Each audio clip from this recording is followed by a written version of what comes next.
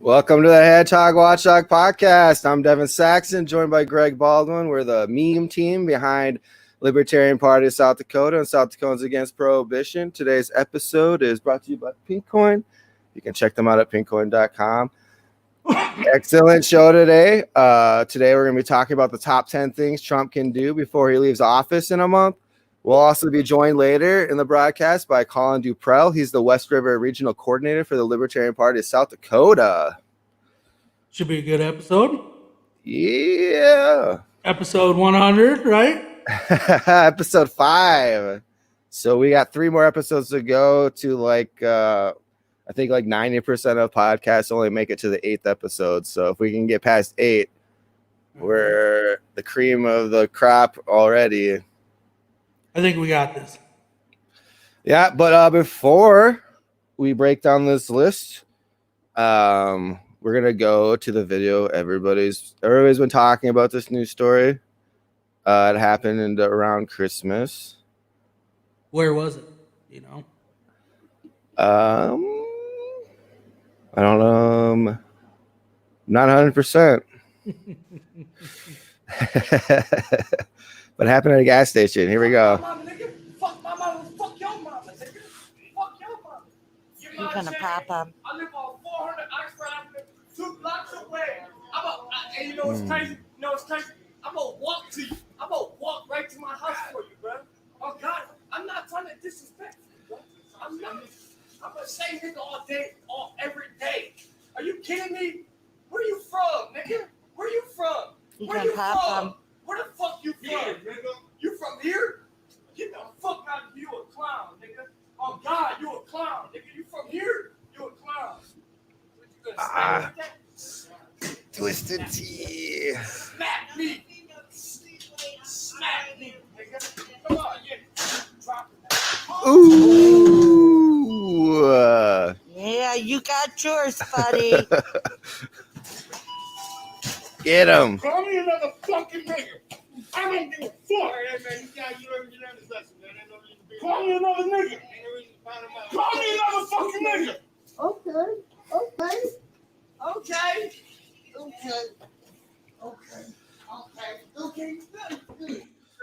Good. You doing now? Yeah. Talk of the town. Yeah, I think he went full Mel Gibson on it. Got drunk and started mouthing. Yeah, usually people are like, "Oh, free speech, you gotta protect his free." Well, no, this guy said, "Hit me, hit me with your twisted tea." Dude, that was an invitation, so I think that was a complete legit interaction. I'm happy that guy got what was coming to him. But yeah, and another thing everybody's talking about, the Nashville RV bombing, but we're still gathering details on that situation.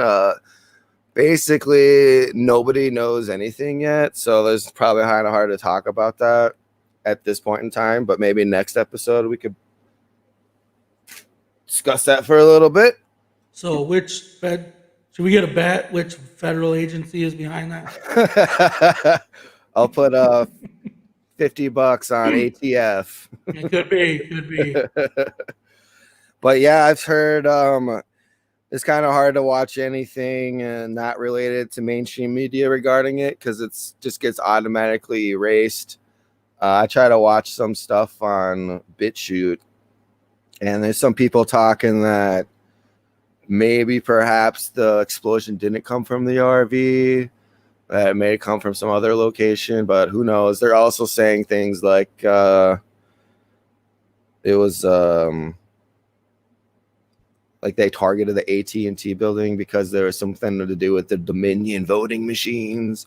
So I don't know about all that, but we'll research that this week, and maybe next episode we'll talk about it for a little bit. Yeah, but not sure. The mainstream media isn't even telling us anything. They basically are saying, well, what we know now is that this was an intentional attack. It's like, oh, no shit, really? Yeah. I think it's pretty obvious when an RV explodes and blows up like a half city block that, yeah, it was intentional. But again, the guy played for 15 minutes prior to the explosion. He was playing like an evacuation loop. Like, if you can hear this message, evacuate the area now. And that was coming from the supposed RV bomb, which is unprecedented. I don't think it's. I was researching when the last time like a bomber has warned people that a bomb was going to go off, like in like a voice message or something like that, and that hasn't happened since like 1948. So this is definitely an unprecedented situation. Get rid of that. So, top 10 things Trump should do before he leaves office. I think it's pretty certain at this point that he will be leaving office. I know that some diehard Trump fans are giving out last hope that he might win some like Hail Mary court case or something or anything to like stop it. But I think the gears are already turning against him at this point, and I don't think there's any coming back. So he's got less than 30 days in office. So, you know, I think instead of trying to fight it, because he's not going to win, he should use the last 21 days or so, whatever he has left, to like the most that he can and get as many things he can do for freedom. There's several things that he promised in his campaign, his first campaign, that he hasn't come through on. So like there's still time to possibly get some of that stuff taken care of before he leaves office. So Greg, what do you have for our number 10 on our list? Well, are we just going to go through them one by one or what? Yeah, we'll go through them one by one, or we could chill for a little bit, wait for Collin to call in if we want to wait to start the list then. I think he said he'd be joining us in about 15 minutes after the hour. It's about 7:10 right now. Well, if anybody else has any, put the number up on the screen. Oh, if yeah. anybody has any wish lists of what they would like to see Trump do in the next 30 days. I know I asked privately a couple people, and one of the responses I got was, well, here, let me read it verbatim here. But I asked him if he had a wish list for anything that he would like to see Trump do. I was kind of hoping for a better response than this, but he said federal prosecutions for election officials in states that allowed voter fraud. And so I don't know that Trump really has a whole lot to do with that. Maybe, I don't know, but you know, I haven't dug too deep into this whole election fraud, so I don't know how much occurred. I would imagine there's a certain amount in every election. Yeah, there's a lot of random disinfo from like both sides, you know, and so. You know, as a libertarian, it kind of bums me out that everybody's focusing on election fraud now when, you know, it kind of happens to libertarians. You know, from the get-go, they won't let us have ballot access. That's election fraud, in my opinion. They won't let us debate. And the other two parties, they give automatic ballot access, automatic debate participation. And it's kind of hard to, you know, feel sympathy. Yeah, that's what I was going to say. It's kind of hard to be sympathetic when you've dealt with years of essential fraud, in my opinion. You know, Every time the media tells us that there's two candidates when we know there's multiple candidates. Oh yeah, and then how they put when they talk about Justin Amash, they call him an independent, and it's like, dude, yeah, that's this guy's a libertarian now. Give us our 1 point on the scoreboard, like police. Like, why are they ignoring that we've got 1 point on our scoreboard? Yeah, he's not an independent, and so you're it's, you know, you're misleading the public on purpose, because to write independent is just as easy to write libertarian. I mean, you're giving a false, because they know what they're doing. I mean, they don't want to promote our party. They want to keep us in the dark, you know. So, you know, like you said, this is the things that we deal with all the time. You know, the Democrats said there was election fraud in 2016. You know, we dealt with the Russia nonsense for a couple years. And now it's the Republicans' turn to say that there's election fraud, and we've been saying it the whole time. Mm-hmm. Yeah, there's I'm trying to find this interview by Jesse Ventura, but he said that when he won the governor race in Minnesota, that he was interviewed by, I think it was the FBI, and he thought they were going to ask him different questions, maybe regarding like his military background or something, but they just started asking him, like, how did you beat the candidate in Minnesota, because you were behind in the polls by so much? And then he told them that, well, it was the debate. Like, before I got onto the debate, I was polling less than 10%, but after the debate, I was polling in the lead for the rest of the campaign. So yeah, the debates are that important, and I think that's what they applied, because that was when did he get elected? 2000. That was right around the last time that we even saw a third-party candidate on the debate stage, presidentially, anyways. Well, that was Ross Perot. Yeah. And I think they used that intel they gathered from Jesse Ventura's interview and kind of started applying it to get rid of third-party candidates. And I think you can see the damage that's done to the rest of the country not having a third-party candidate, because there's a lot of steam that's not vented, and what you get then instead of is the riots and, public unrest. People want a voice. They want to see somebody on camera on that microphone speaking their values back to them, and where they're not getting that from the Democratic or Republican parties. And this isn't just a pitch for a Libertarian. Like, it's like in any third party, like Green Party, whatever party you want, the People's Party, whatever. I think Ross Perot had a Reform Party or something. Like, well, yeah, but it's because it's the only thing they have on to run on. I mean, look at Joe Biden. Joe Biden, although he has a career in Congress and he is the former vice president, I mean, if you look at his one thing that's going to be historical about this election is how on earth how he won. His campaign was terrible. He didn't draw any crowds to his events. There was no passion behind his voters. Mm-mm. It was strictly just, we don't like Donald Trump, and this is the guy we got to run against him. Yeah. And so as long as they never allow the third voice on stage, so that the people realize that there is a viable alternative who's on the ballot in all 50 states, they can just keep playing this whole, don't vote for, you can't let the Democrats get in there, think of those Supreme Court justices. And then it's the opposite for Republicans. You can't let, it's just the same argument over and over. Yeah, and we got basically, Biden's putting in a bunch of cronies to his administration. Like, that's what we pretty much expected. He's not catering to anybody on the left. He put some guy from Monsanto in as the Secretary of Agriculture.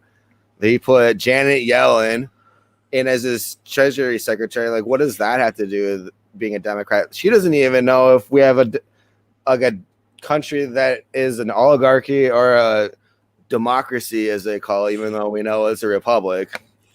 But yeah, so just more of the same. It's going to be, another painful 4 years, no matter who won. Besides, if George Jorgens would have won, we would have had an actual legit president for the first time, like, ever, really, in my opinion. Because when you think about the founding fathers, they weren't as perfect as Joe Jorgensen. Joe Jorgensen doesn't have slaves. That puts her at a higher pedestal, in my opinion, than the founding fathers, like Thomas Jefferson, etc. Well, she would have had the opportunity to veto all the bad bills. Yeah. She wouldn't have had to, in a lot of ways, bipartisanship is just what there's a saying that bipartisanship means there's just a greater scheme being pulled or whatever the saying is, and Oh yeah, and we you saw know, that with the new spending bill.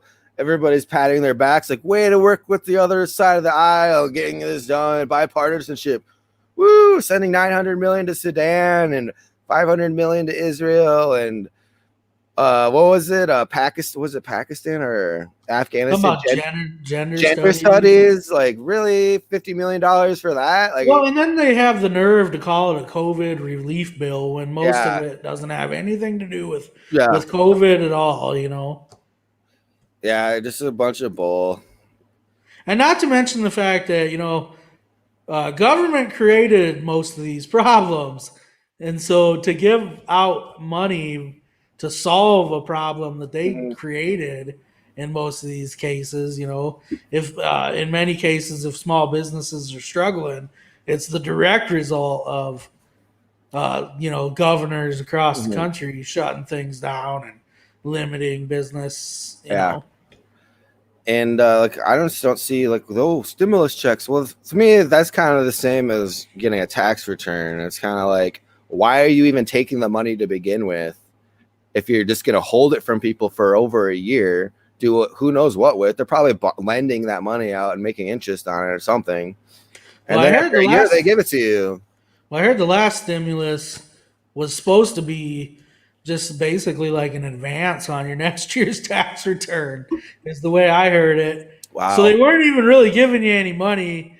It was just they were Wow. giving future tax returns, but I don't know. I don't get it because $600. I don't really want to see direct payments at all, but what's $600 do? That's absolutely Yeah. nothing. That for most Americans, I would say $600 doesn't cover 1 month's rent. I'm not saying the government should pay people's rent, but what kind of a slap in the face? And then like you said, they pat themselves on the back about what a great job they did. Mm-hmm. Yeah, it's absolutely ridiculous. Well, where's that Collin? If he doesn't come on soon, we're gonna have to start without him. He just sent me a picture. I think that means he's coming.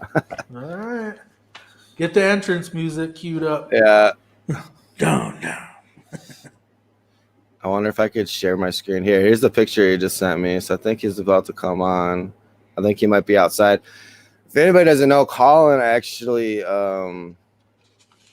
has his ranch. So he's out taking care of calves right now. He had a calf that was just born on Christmas Day. So yeah, Collin's a little rough in the snow. We'll get back in. He'll probably get set up and then he'll give us a call. So, oops. Once he gets thawed out. Yeah, once he gets thawed out a little bit. So yeah, I suppose we could just start without him. Do you want to maybe start with that one video? And because we're gonna start with pardons, presidential pardons. Yeah, the Leonard one. Yeah. Okay, so obviously some of the top things Trump should do is pardoning some individuals who, probably shouldn't be in prison right now. And there's this one individual from South Dakota, and it was kind of a fuzzy investigation, probably a corrupt investigation. He's probably had some people vying to put him in prison, like a making a murderer situation. But he's from South Dakota. He's from the Pine Ridge Reservation. And yeah, I'll stop talking and we'll just play the video. Free Leonard Peltier. Does that have audio, Greg? No audio? No, there's none. 1 second.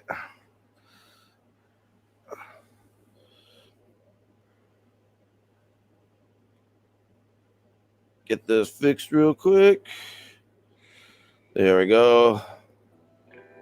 How about now? Yep. Working good. Everyone who ever died without a voice or a prayer or a hope or a chance.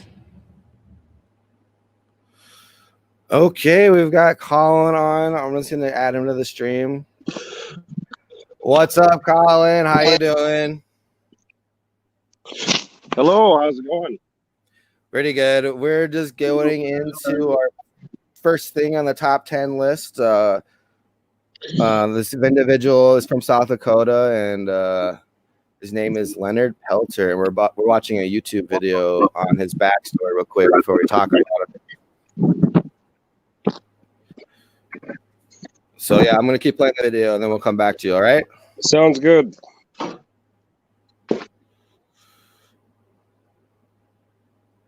Leonard Peltier is a Native American activist who's been in prison for 40 years, serving 2 consecutive life terms for a crime he maintains he did not commit. In 1977, he was convicted of killing 2 FBI agents, Ronald Williams and Jack Kohler, during a shootout on the Pine Ridge Reservation in South Dakota. Peltier was a member of the American Indian Movement, AIM, founded in 1968 during the Civil Rights Movement to advocate for the rights of Native Americans. The murders occurred at a time when AIM supporters and residents of Pine Ridge were being intimidated and killed, allegedly by paramilitaries connected to the government. A climate of fear and terror prevailed. After 2 AIM members were acquitted of the killings, witnesses were coerced by the FBI into saying they saw Peltier shoot the agents. Ballistics evidence that could have aided Leonard's defense was hidden from his lawyers. The only thing I'm guilty of is struggling for my people. I didn't kill those agents. It was not a fair trial.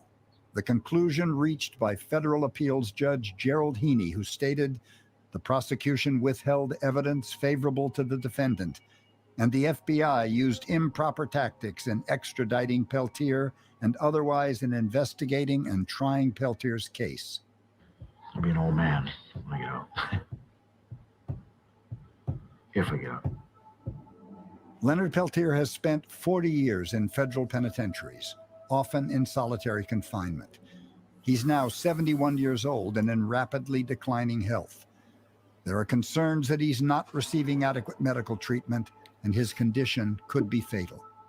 They're giving him the death penalty by leaving him in that type of an environment. The man needs medical treatment. He needs to have access to medical treatment. If they're not going to give medical treatment to him, they need to release him as soon as possible. Amnesty International is calling on President Obama to grant Leonard Peltier clemency before it's too late. President Obama has a chance to rectify a case that has troubled many people for decades. It's an So obviously appeal the video is a supported couple by years 7 old. of the president's fellow Nobel Peace Prize laureates, including the late Nelson Mandela, and dozens of religious and human rights leaders from the U.S. and around the world. Please join them and write President Obama. It's time to release Leonard Peltier. And 4 years later, he's still sitting there. Yeah, let me unmute Collin real quick. Collin, if you don't know, is the West River coordinator of the Libertarian Party of South Dakota. Welcome. Yeah, welcome, Collin. Thanks for having me. So yeah, this Leonard Peltier situation, I think, kind of resembles the Bundy Ranch or that Oregon refuge, wildlife refuge situation, where you got a paramilitary force coming in where they shouldn't be, and that's besides the I don't know, the lack of evidence and it kind of feels like a making a murderer court case that went down. Yeah, 40 years later, it's definitely time we could, even if he was guilty of the crime, he's an elderly man now. Mm-hmm. He's ill. We could show a little compassion. Roger Sanchez says, terrible treatment of Leonard. And then he says, Obama didn't get the memo, I guess. Yeah, they definitely need to re-edit that video, put Trump in there. I mean, compassion aside, the reality is whether or not he did it isn't the issue.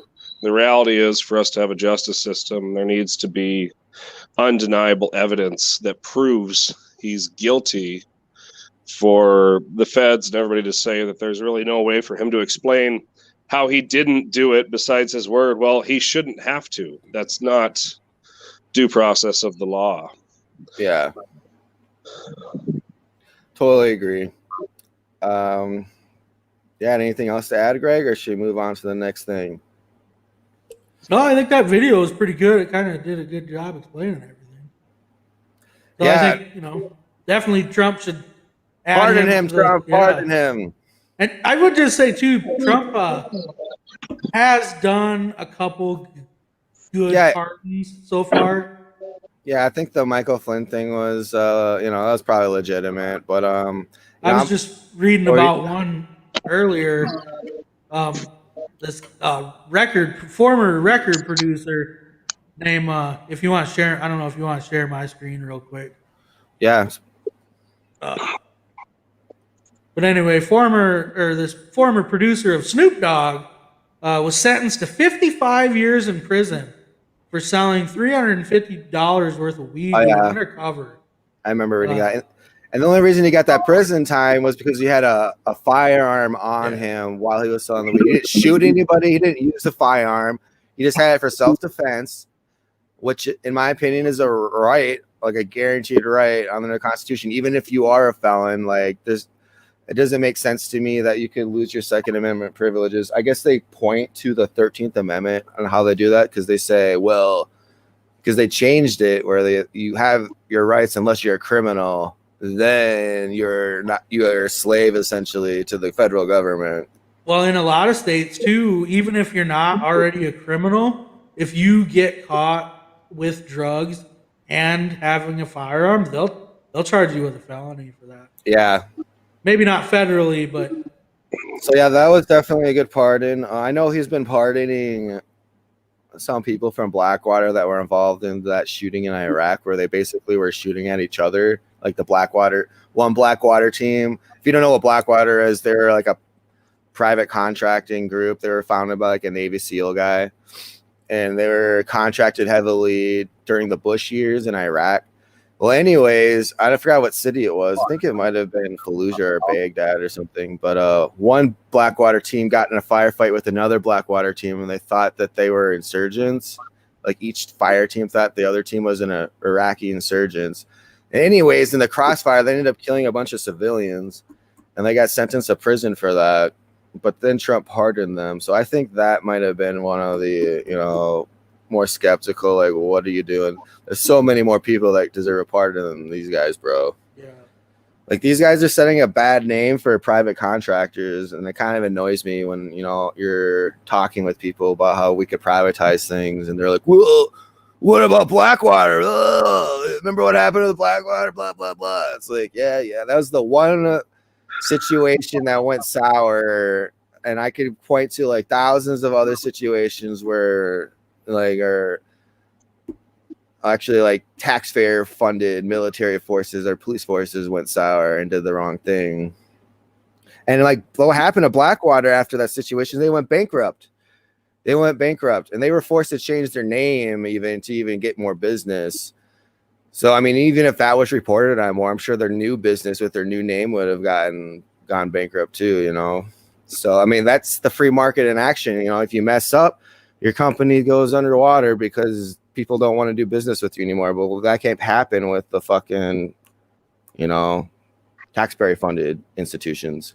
They're going to get funded regardless. Well, I mean, maybe you know some more details about the Blackwater incident than I do. My initial impression of the Blackwater pardoning wasn't that it was necessarily the wrong thing. I do know that Blackwater was used pretty heavily for convoys and transporting VIPs and everything through both Baghdad and Fallujah. Mm-hmm. And when they massacred, quote, quote, those civilians, I mean, let's be clear, they had a loudspeaker going and they told all the Iraqi civilians to back up, to quit throwing rocks, or they will be shot. Mm-hmm. And they did not back up and quit throwing rocks. And anywhere else in the world, rocks are deadly weapons. We're in a war zone. And if you're going to contract with private militaries and mercenaries, if our government and our military had been handling themselves closer to how Blackwater did, we'd probably have a lot less dead soldiers, because the rules of engagement have strapped so many of our military members that it's hard for them to even walk safely when they are doing military objectives. I mean, the reality is anybody can be an enemy combatant. It doesn't matter if it's a woman or a child. We saw it in Vietnam, and we've seen it in Iraq and Afghanistan. After you've been warned by the guys with the guns to get the hell back, if you don't, you've taken your life into your own hands, just like here. Yeah, but I think you kind of answered your own question when you said, or kind of made your own point when you said the rules of engagement are different. You know, the rules of engagement for the U.S. military would not be that they could shoot people for throwing rocks at them, nor would they be able to, say, if you throw another rock at me, I'm going to shoot you. And so I think just because they're a private contractor doesn't allow them to essentially commit war crimes. Yeah, I think a way to resolve the situation, is just not to send our troops over somewhere where they're not welcome, where people are going to be throwing rocks at them, because it's like, why are we shouldn't even have been in Iraq to begin with. Yeah. Well, and the reality is we don't need to be at war with somebody to let a private contractor go there in the first place. Whether or not we should be, anything that happened in Iraq or Afghanistan with private military contractors should have been punished by Iraqi or Afghani law, respectively. Yeah, that would be ideal. That would be great. I mean, when you leave the country, you kind of take your life into your own hands again, kind of like these guys that go to North Korea and pull down a flag and then beg for our embassy to rescue them. When you're overseas on your own volition, like Blackwater USA and other private military groups have been, that's kind of your own business, and you can't expect the old stars and stripes to fly in and save the day when you fuck up. And I think the locals, in this case and in all these other cases, they get furious about it because they're not allowed to hold the perpetrators accountable, like you were just saying. Leave it up to the Iraqis. If it was a crime committed in Iraq, essentially we kind of give them immunity. And then we said, well, we'll prosecute you in U.S. court. And then now you see the president has the ability to pardon them. So, but speaking of pardons, should we move to Edward Snowden? Yeah, if you didn't, it's too late. But I thought we'd save him till like one of the top of the list. But we can go. We might as well, since you already spilled the beans. I guess everybody listening is gonna know we're gonna mention Edward Snowden as one of our top 10. But yeah, Greg, go ahead. Well, I just figured we'd do all the pardons all at once. Yeah. We'll do that. So Edward Snowden is another one. We have a list of 4 names. We had Leonard Peltier. We started with him just because he has a local background. We are trying to do a local show here. Edward Snowden. I think everyone probably knows who he is. Yeah, he's a hero. He just had a child, I think a couple days ago. So congratulations on your child, Edward Snowden. But can't wait to have you back in the United States. And I hope someday that we'll be voting for Edward Snowden for president of the United States and as nominated by the Libertarian Party. Where is he? He's in Moscow. Is he still? And contrary to what the mainstream media says, no, he did not choose to go to Moscow and be stuck there since 2013. What happened was he was flying. He had a layover in Moscow. He was flying from Hong Kong to Moscow, and then he had another flight to go to Ecuador, the same country that gave Julian Assange. What do you call that when they can the United States can't just come in and take you out of the country? Non-extradition. It's a non-extradition country, so Snowden would have been safe in Ecuador. Asylum, yeah.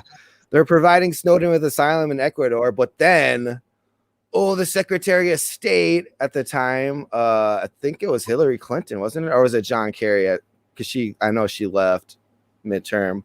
One of the two, they canceled his passport while he was in Moscow, which prevented him from going to Ecuador. I don't see how the paperwork. I think Ecuador should just been like, yo, you can come here without a passport, dude.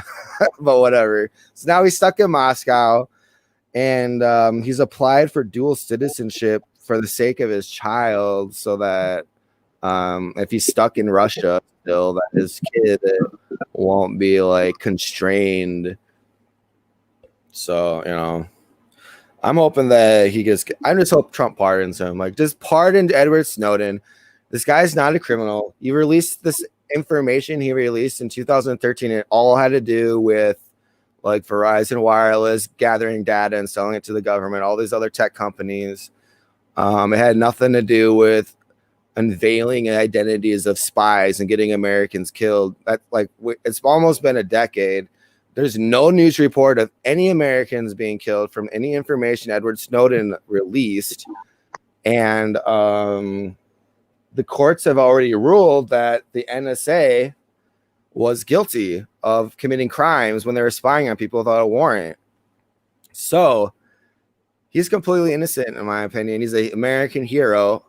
I want to see him back on American soil. I want to see him touring the country and spreading the message of liberty, you know, far and wide. I don't want to see him cooped up into some apartment in frickin' Moscow the rest of his life. It's unreal. I mean, pardon or not, I think the reality is if Edward Snowden ever returns to the United States, he won't last 6 months. You think so? What do you think's going to go after him? Do you think it's going to be like a government deal, or do you think it's going to be like a crazy... I think the deep state goes pretty deep. And it's been pretty clear that he has been labeled an enemy of the intelligence community in the United States. Mm-hmm. And I don't think a presidential pardon protects Edward Snowden. And I definitely don't think it will allow him to ever assume political office in the United States either. Yeah, it's a long stretch. I have dreams, though. I've got big dreams. I love Edward Snowden. I think he's an American hero. I think that he put himself on the line and sacrificed his freedom and his career and potentially even his life to let Americans know what realities they were facing. And because of that, I kind of want the guy to live.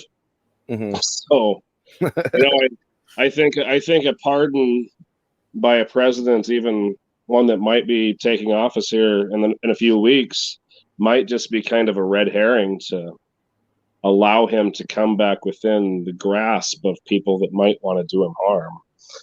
That's a good point. I could see that happening because he's like an icon. He's like a symbol of freedom. He's a symbol for other whistleblowers to follow his footsteps. And they definitely are going to want to send a message to not do that, to not release stuff that's going to embarrass us.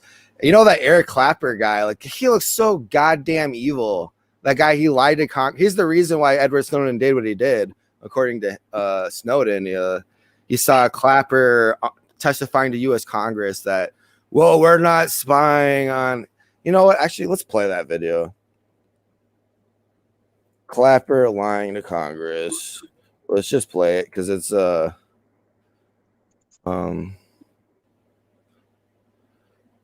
we go, 3 minutes. Let me get the ads out of here first.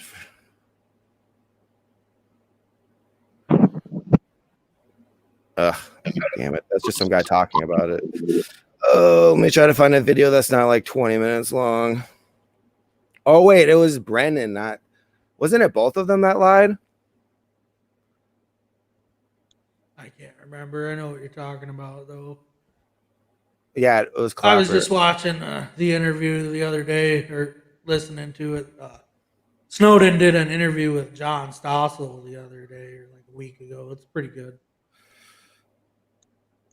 Okay, I think I found the video. Wow, I think YouTube has cleaned out all these videos of Eric Clapper lying to Congress, which is convenient for them, I guess. Deep state YouTube. But here we go. Let's play this video. last summer, the NSA director was at a conference, and he was asked a question about the NSA surveillance of Americans. He replied, I quote here, "The story that we have millions or hundreds of millions of dossiers on people is completely false."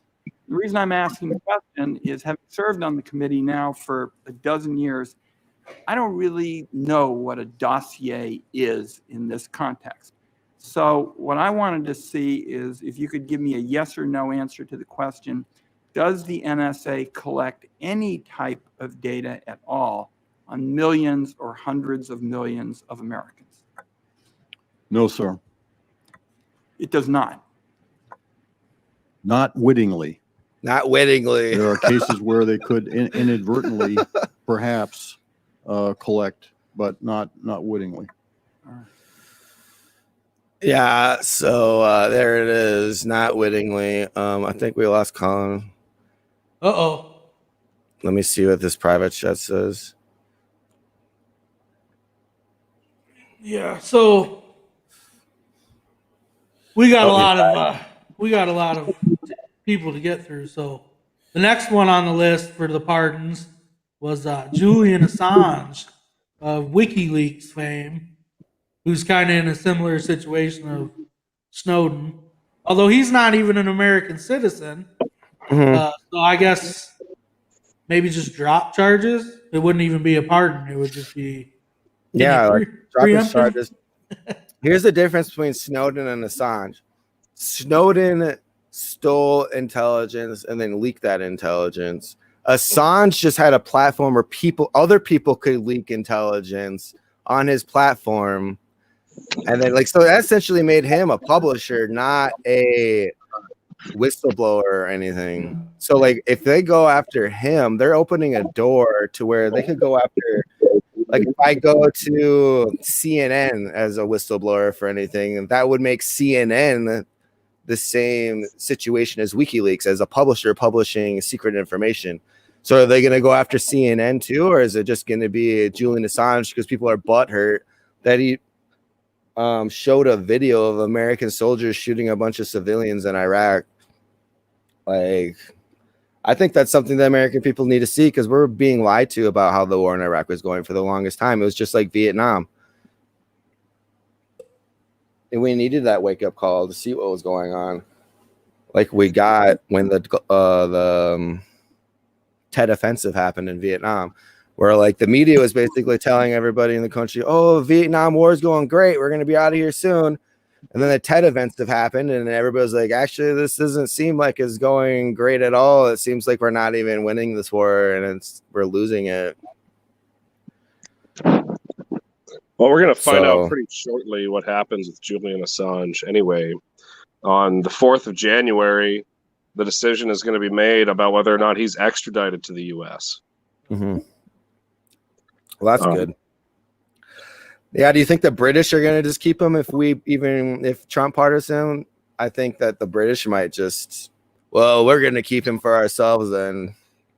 I think it really depends on who. I don't think they're just going to turn him over to someone that he's issued a pardon for. Again, does a pardon help his case? I don't think it does if he's pardoned by the president shortly before he leaves office. When, there's a chance maybe the next president pardons him after he's in the United States. If he's pardoned by Trump before, if Trump wants to pardon him, he should wait until after the decision's been made. If they decide to send him to the United States and then he's pardoned, then Julian Assange has a chance of freedom. If he pardons him tomorrow, then the British might change their minds on what's already pretty unlikely, which is them turning him over. Julian Assange, as far as the intelligence community is concerned, screwed everybody. And I think he's kind of, celebrity number one for a lot of these big governments to have in custody. And the British finally got him after Ecuador kicked him out for being a crazy man. Yeah. Yeah, I feel that he's definitely an icon, and I think if they kill these people, they'll become martyrs. Like if they kill Snowden, if they kill Assange, they'll be worse for them rather than I think keeping them in a jail cell, scaring people like this will happen to you if you mess with us. That's probably more beneficial to the what do you call it, deep state or whatever, than releasing him or even killing them. Roger Sanchez says Assange and Snowden remind us why we should be able to spy on the government, not the other way around. I agree. All right, so the fourth and final person that Trump should pardon, and then we got some other stuff on our top 10 list, but would be Ross Ulbricht. And if you don't know, most people do, but if you don't know, he was the owner operator of the Silk Road, the website, from a few years back, half a dozen years ago or whatever it was, which was just an underground free market, if you will, where people could trade goods and services without paying taxes and without the government scrutiny. But he was convicted and sentenced to, I don't remember how many years off the top of my head, life, something like that. Yeah. They definitely, he didn't do any, they're trying to pin him for, here, I'm going to mute Collin real quick so I can hear myself on his mic.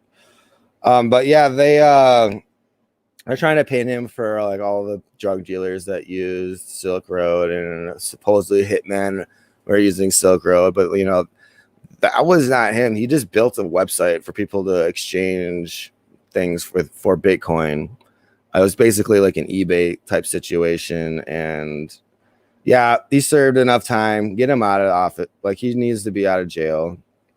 He doesn't belong there. Yeah, he committed a victimless crime. Yeah, it was basically a victimless crime. So come on, Trump. I heard Trump, there's rumors that Trump might pardon Assange, Snowden, and Ulbricht. So I'm hoping the rumors are true. I think it would send a big message to people that, Trump isn't a big as asshole as everybody makes him out to be. Yeah, go ahead, Collin. I was just going to say, the problem with Ross's situation in particular is I don't know that he committed, essentially a victimless crime. If I came on this podcast today and I, was starting to say some pretty wild things to incite violence, that's still freedom of speech. But if in the comments section I start trying to hire Roger Sanchez or somebody else to commit murder on my behalf, then as a publisher, you have a responsibility to not allow certain things to take place. Now, they did say no actual murders were committed, and they didn't think that any had been. Do I think he deserves double life imprisonment and 40 years added, which is his sentence? I don't think so. But I don't know if there's the power within a president to pardon someone somewhat. Yeah. What about clemency? Do you think he deserves some clemency? I would think so. Like you've served, like you've been in jail for 10 years, that's good enough for making this. You should have deleted those hitman ads or whatever. You should have found a way to delete the heroin. I mean, that's just it. It's kind of like there was a website a while ago called Backpage.com. Which was kind of like a Craigslist for hookers, and that got shut down not because of necessarily the hookers, but because of the child sex trafficking that was taking place. While I think that sex work is legitimate, sex slaves are not. And just because you're only the publisher and you weren't selling sex slaves yourself, you can't allow something like that to be taking place on your platform. Yeah. Roger Sanchez NAP violation.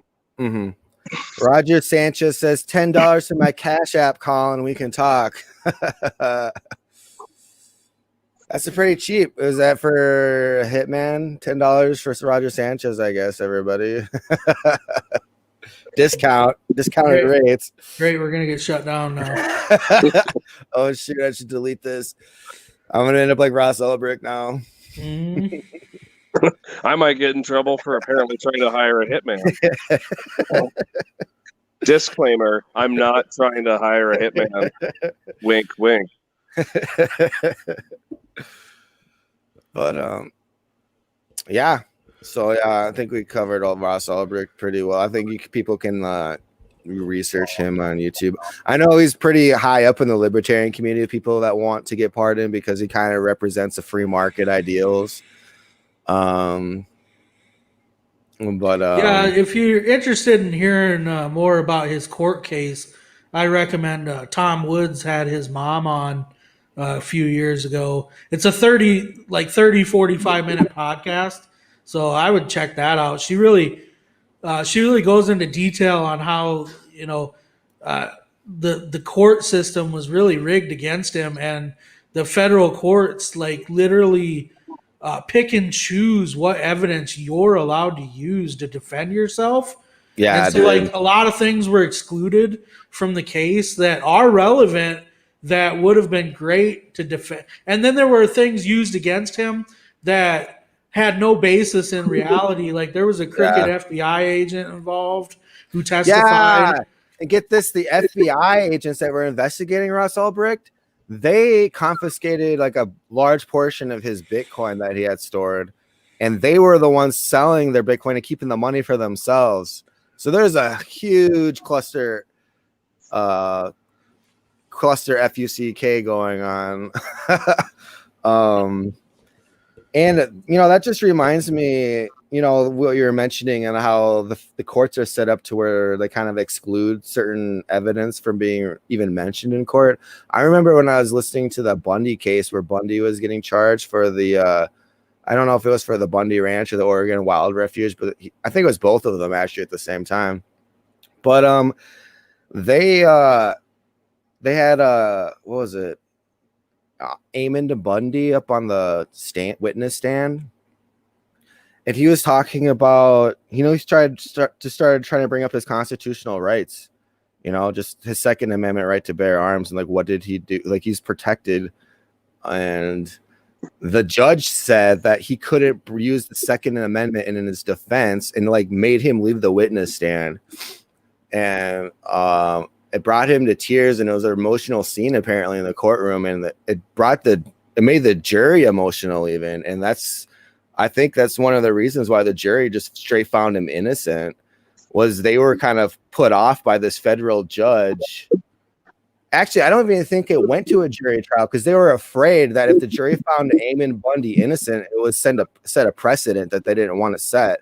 So what they did is they just dropped the charges against him altogether.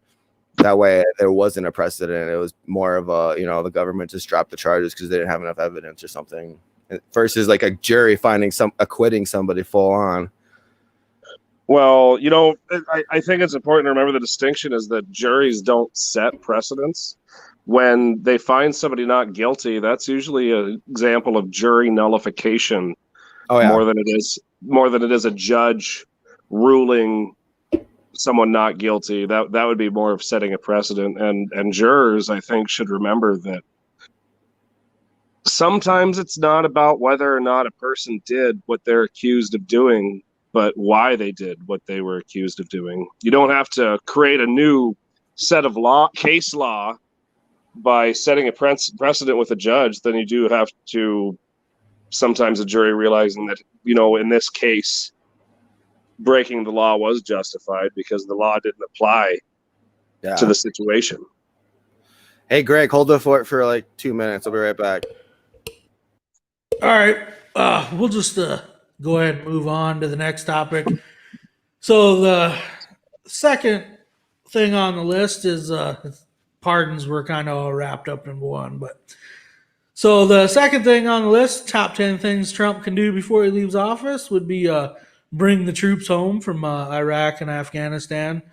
I know there's a lot of discussion on whether he really has the ability to do that, but I would say as the commander-in-chief, he does have the ability to do that. Now, whether the Pentagon or the generals listen to him, which they've actually lied to him in the past about troop numbers in Syria, so that wouldn't be a shock. I would also say, too, I heard the other day, I was listening to another good podcast would be Scott Horton with antiwar.com. He does really good foreign overseas coverage. And they were talking the other day that there actually is an agreement on the table right now to bring the troops home from Afghanistan, but it isn't until like May of 2021, which coincidentally, Trump will not be in office. So what do you think the chances are Biden following through with that? I think it sounds exactly like them following his directive to bring troops home from Somalia. They said that in 2021, we will fully withdraw from Somalia because that's what Trump desired. But, again, he's not going to be in office in 2021 for very long, like you said. It's going to be pretty easy for a new commander-in-chief with his advisors to change pace. Yeah, and I saw that in the National Defense Authorization Act for this year that Trump vetoed, that they were trying to create conditions where the president couldn't withdraw people from Afghanistan, like within the bill itself. But like my point is, like, presidents are going to war with countries without congressional approval. Why don't we just have a president bring troops home against congressional approval? But like, you know what? No, we're not. If you want to pay these soldiers like combat pay for being in Iraq, you can pay them that combat pay on American soil when I bring them home. Like, there's no reason for them to be like, if I was the president, that's what I would do. I'd be like, the hell with Congress. Well, I mean, and to be fair, and I hate to feel like I'm contradicting you guys as much as I'm doing. No, you're fine, man. But, we haven't actually been at war in a while. We aren't at war in Iraq or Afghanistan or Somalia as far as the law is concerned. These have all been police actions, and that's why the president has been able to deploy people as he wants. For us to actually legitimately be at war, it would take a congressional act. Yeah, that's a good point. They definitely twist their legal mumbo jumbo around to make it okay that we have combat troops in other countries. There's definitely not like a full scale war like it was in Vietnam. Well, I mean, it sure feels like war when it has all the toys. But, and as far as like you were saying, I think that there's no reason a president shouldn't have full authority to withdraw troops from wherever he sees fit in the world, because the only people that could override him would be Congress. And since there is no official congressional act of war that's been ratified, as the highest ranking member of the military, he should be able to kind of do what he wants. I want to just say, I think it'll be a little bit interesting. We got an incoming Democrat president, and Trump has been pretty good on not expanding the wars overseas. He hasn't been great. There is actually a war going on in Yemen right now. A lot of people are calling it genocide, hundreds of thousands of people killed. The United States is backing Saudi Arabia and giving them arms and everything else. War never ends. Trump didn't start any new ones for the U.S. though, so I'll give him credit, for that. Well, so it'll just be interesting to see though if a Democrat, because they've kind of typically been the anti-war party, at least that's what they claim. It'll be interesting to see if they're even worse than the last 4 years. I mean, they were anti-war until Barack Obama took office. Yeah. Wow, what was I going to say? I forgot. Well, we can go to the next one. The next one's pretty quick. This was my personal pick that things Trump should do, and it's kind of quasi something he can do, kind of something not really. But I said reschedule cannabis. Now, technically, the DEA is in charge of rescheduling and classifying drugs. However, according to the 1970, I got it written down here, the 1970 Controlled Substance Act, the Attorney General can reschedule and reclassify drugs. And since the Attorney General is picked by the president, and since it is his cabinet, his administration, he technically could twist some arms and try to get the ball rolling on rescheduling cannabis and not waiting on Congress. A lot of people wanted Obama to do it in his last days in office, but all Obama would say was, hey, if Congress passes a bill, then I would be, I would possibly sign that bill, but Congress doesn't do a whole lot of passing any relevant bills.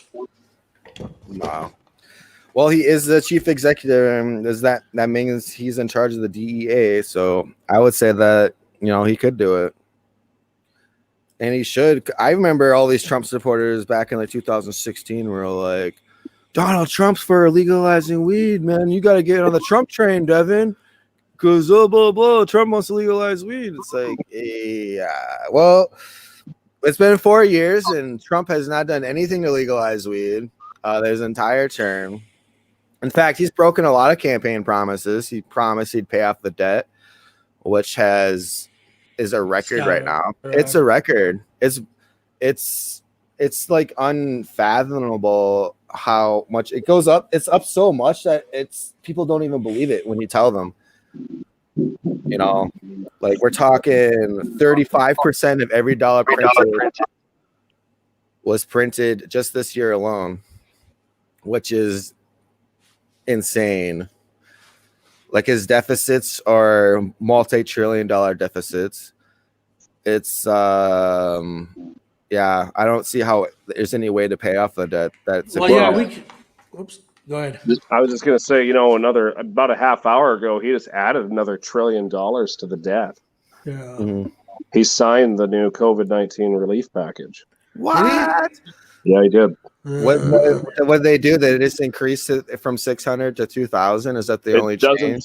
Doesn't sound like he got it. It's only going to be 600, and it still has all the conditions of like the foreign aid. All the foreign aid, I heard they're trying to make memes illegal. How is that even? Are they trying to make it a copyright issue?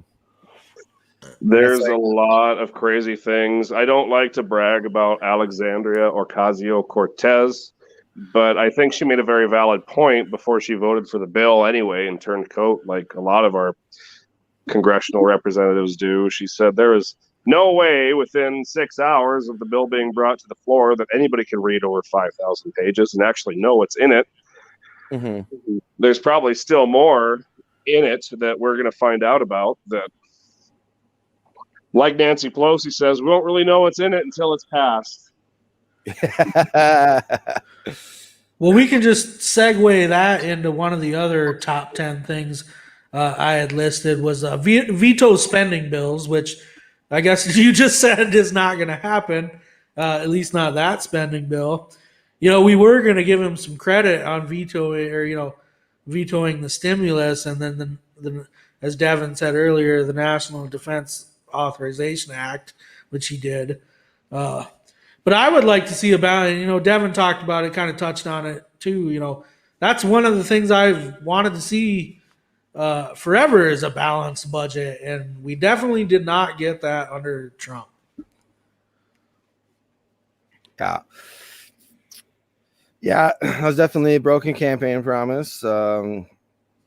I think it's funny how his supporters are all about spending more money now. 4 years ago, they're talking about how he's going to save the country and save our budget and fix things. And it's like, no, this dude is going to bankrupt our country just like he bankrupted his own companies, except America can't declare bankruptcy. I think it's some sort of amendment to allow line item vetoes would be a good thing for an executive to have. Yeah. They've talked about it for years. They've talked about doing it in South Dakota. And, it makes sense. If you're the CEO of a company, you tend to have that power when a budget is put before you. You're elected to make these kind of decisions, and if not everything is in order, then you should have some authority to undo it. And I think if it's a really popular item, then Congress should be able to override line item vetoes just like they can override a regular veto too. Yeah, exactly.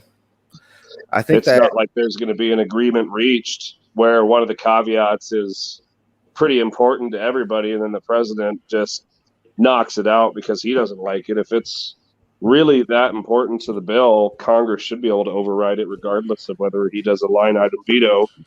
But if it's a small caveat made to only one party, then they shouldn't be able to override the line item. Yeah, I like the idea of the line item veto. I just want to point out, I think it's funny that, like in South Dakota with that state lawsuit, with the lawsuit against Amendment A, because I'm a supporter, and they've talked about this also, doing the single subject rule. And it's like, so for the voters to pass an initiative or an amendment, it has, or an amendment here in South Dakota and Nebraska too, probably some other places, maybe not necessarily federally, but, for us to pass or change the law, it needs to be a single subject rule. But yeah, these assholes in Congress can throw 30 different freaking topics, in the spending bill. We got to pass it because otherwise government can't function. Well, you need to get rid of all the pork and all the other crap that isn't allowed, or you shouldn't be in there. And 6,000, everyone said it, 6,000 pages. Nobody can read that in 6 hours. It's ridiculous. I think that I understand definitely the need for single subject rules, but at the same time, how many bills go through Congress in a year?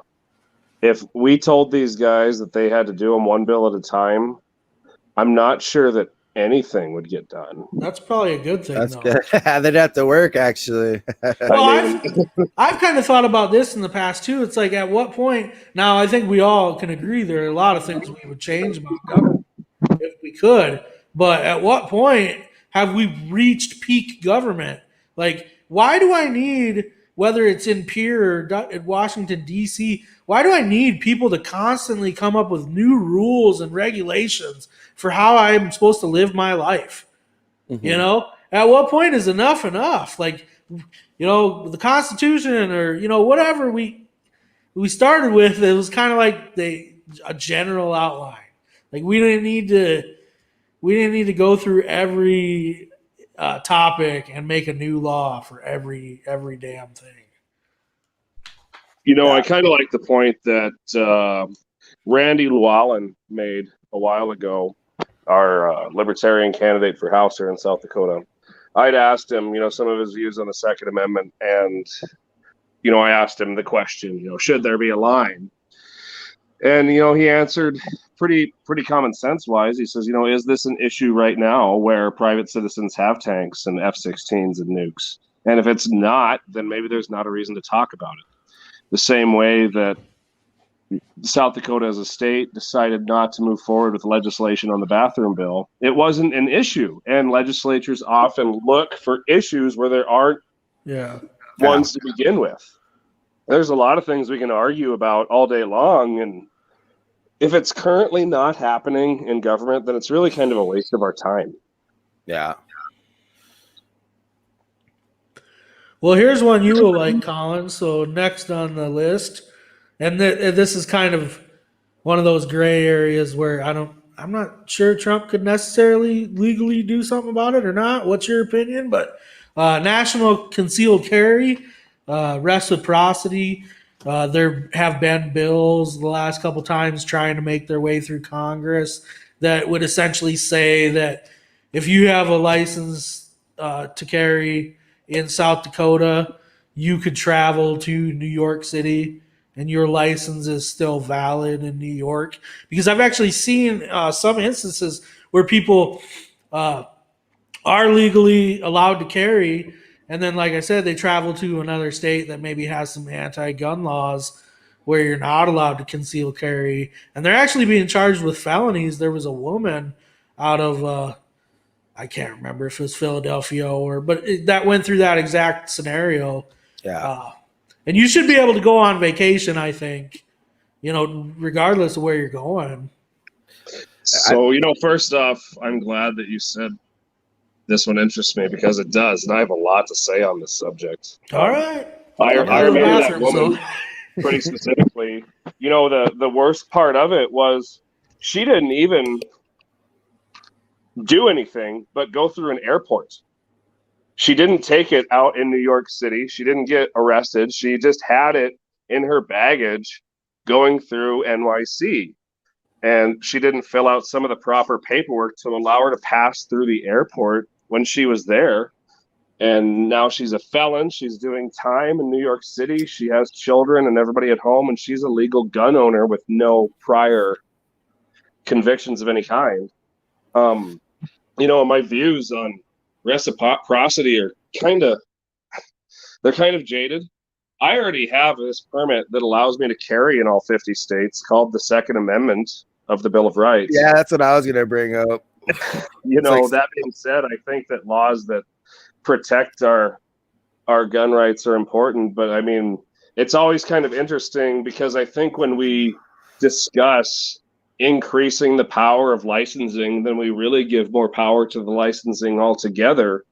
The reality is that this shouldn't be a license issue at all. This should be if the government really wants to increase reciprocity, then they need to decrease states that are violating the Constitution by having these regulations against you owning guns in the first place. Yeah, the supremacy clause of the Constitution says that federal law is supposed to trump state law. Mm-hmm. And when you have a bill that clearly says shall not be infringed, period, it shouldn't be shall not be infringed unless you're a felon or you're from Nebraska or you're this or that or this. It's if you're not in prison, you should be allowed to carry a gun wherever the hell you want in this country unless it's on private property. But do we really want Nebraskans allowed to carry? I can think of one county where maybe it's not a good idea. Devin, do you remember what it is? I don't remember which county, actually. You remember what county she's from? I don't. Yeah. Twin City? I don't know. I'm just going to pass on that subject. Shout out to you if you're listening. But hey, we need viewers, all right. But shall not infringe is pretty clear, and if people want to be able to infringe on gun rights, there's a legal way they can do it. They first have to amend the Constitution, and they need to get 3/4 of the state legislators to approve of that amendment. And until that happens, there should be zero infringement on the right to bear arms. And I know the 13th Amendment kind of throws a wrench in everything that they added after the Civil War, where it says unless you're convicted of a crime, you have your rights. But, perhaps we should amend that little tidbit because I think that was ill-conceived. And I think they knew what they were doing when they wrote it that way. Well, in the over-criminalization of society today, where like 1 in 5 people have a criminal background, that's not. Dude, it's 1 in 3. 1 in 3. Yeah. I feel like that can't be right. That can't be right. It's right, man. I'll look it up. And I don't think that anybody who reads the 13th Amendment today can look at it and see that as a segue to limiting your rights. It was about giving you more rights. Yeah. I mean, it was about abolishing slavery. It wasn't about creating a system where you can take someone's rights to freedom of speech away or the rights of guns away. It was about, saying the only way that you can be held captive is basically because you've broken laws. It's not saying that you as a free citizen should be limited more.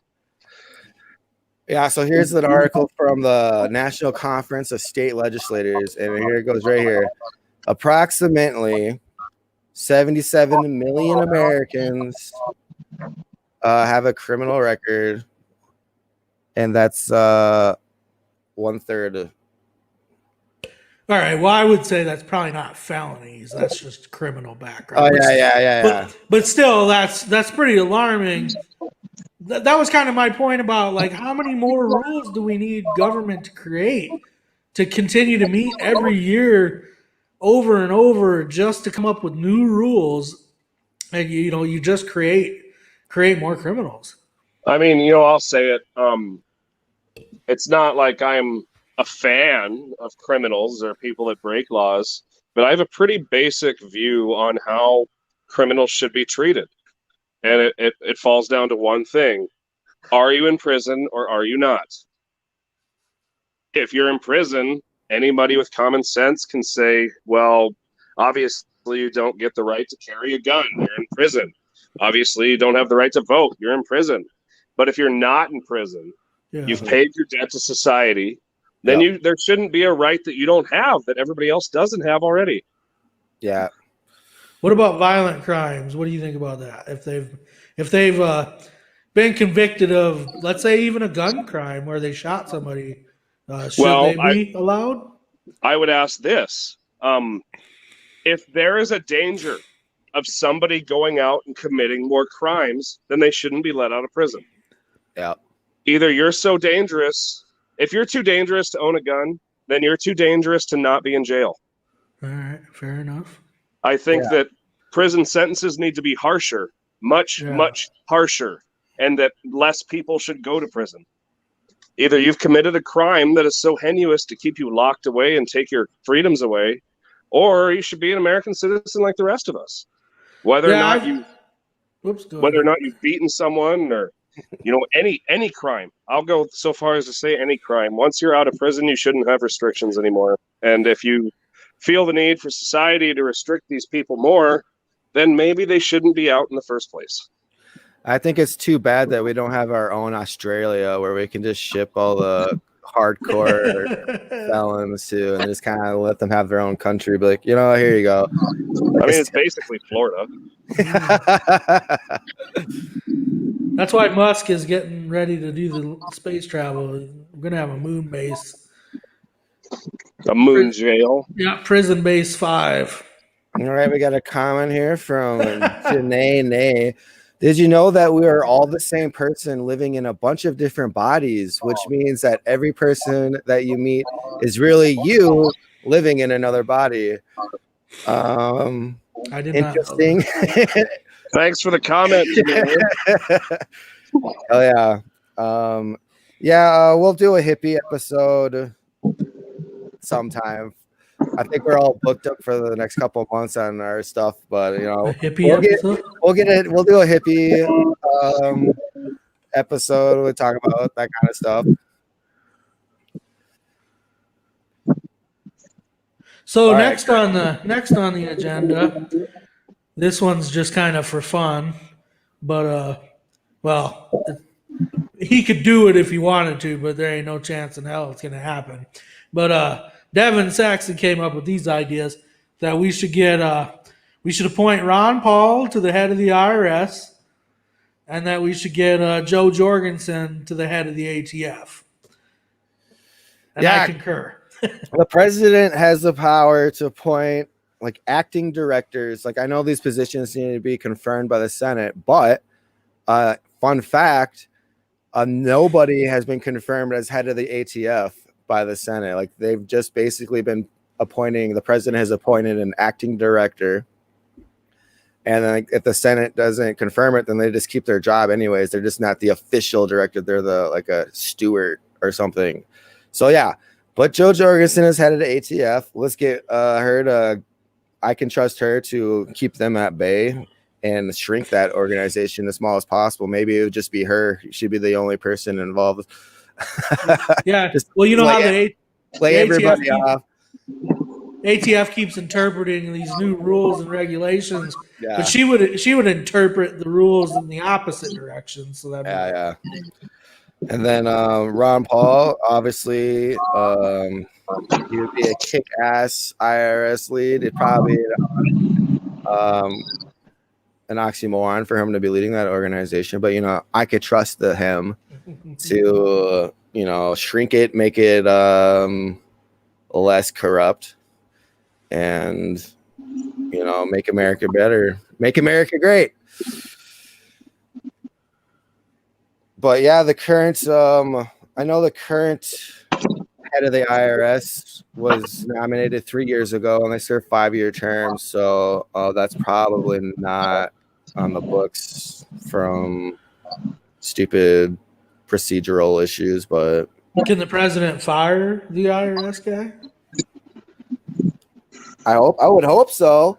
Well, then we'll add that to the list. Fire and replace the IRS guy with Ron Paul. Well, heck, if we're gonna do that, we'll just fire the Fed chairman and add Paul to the. Let's make him do Fed both chair.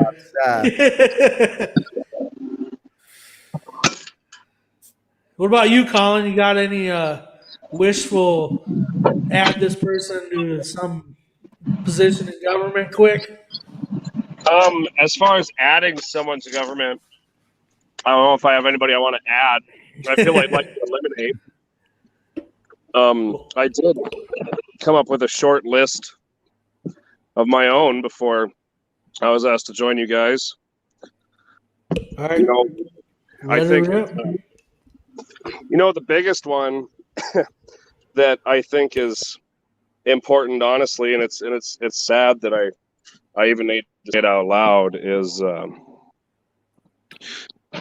well, there's actually two of them. I want to touch base on one of them before I do the other one. I've said for years and everybody knows it, there's three main superpowers in the world. There's us, Russia, and China. In the past couple years, we've had a lot of language that has not only hurt our relationship with China, but it's also hurt our relationship with Russia. It's probably only a matter of time, and it might not be in our lifetimes, but it will be in somebody's lifetime where there is another world war that is going to pin these superpowers against each other. We can be allies with either China or Russia, but we can't be enemies with both of them. And with recent military maneuvers done by Russia and China in tandem this last weekend, it's starting to look like they're getting along, which isn't probably great for the United States. So I think before Trump leaves office, he's going to have to kind of pick a horse in the race. Russia, as it probably is, we need to repair friendships with one of these major superpowers. Otherwise, we're going to be in a whole heap of trouble, I think, in the next 12 years when it comes to trade and it comes to military might in the world. I think had the Democrats not tried to pull the whole Russian collusion shit from 2016, we would be a lot better allies with Russia, because leading up until the election, in my opinion, that's kind of what it was leading towards. You had Hillary Clinton, running on being tough on Russia and this and that, and you kind of had Donald Trump taking the opposite position, wanting to work with them and wanting to talk with them. And I do appreciate Trump having a dialogue with North Korea. Diplomacy is better than war, obviously. But I think because Trump had to fight off these allegations of collusion with Russia and everything, I think that kind of ruined the opportunity for working together, because he couldn't work with them or show any type of favoritism or whatever, because the media would crucify him on it. What do you think? I agree 1,000%. We elect a leader who everybody was worried about was going to shove us into the Third World War, and then he starts making moves to be diplomatic with foreign countries that we're in the most danger of going to war with, and the media, like you said, crucified him for it. I think that was totally insane. I think it's a lot better when we could talk to foreign dictators than ignore them and wait for them to potentially nuke us. Yeah, I remember Obama in the debate against Mitt Romney. He was saying that, you know, that at that time, those Republicans that are like, oh, we got to worry about Russia. We need to elect us because we'll stand up to the evil Russians. And then Obama told Mitt Romney in that debate that you're stuck in the Cold War, bro. And then all of that flipped. Now it's the Democrats that want to stand up to evil Russia. It's like, dude, what is this, 1950? Like, give me a break. Yeah. Russia is not our natural enemy. They're not even, it's not the Soviet Union anymore. These people rose up against these people are actually rose up against their government sooner than we have. They did that in like the early 90s. And they completely, you know, replaced their government. And their government, the Soviet Union tried to do a coup at the last minute, and they saw through that completely and didn't even buy it, and then just broke up into their own separate sovereign nations. Well, and something else that I remember General Mattis pointed out this last, I think 2 years ago now, was he's talked about the way America has waged war in the past 30 years. It's put us in a tough position. We have, as he said, we're out of practice with conventional warfare, while Russia and China keep getting better at it. Russia and China have been making these leaps and bounds in their military technology to fight countries like us. All their training is about fighting us.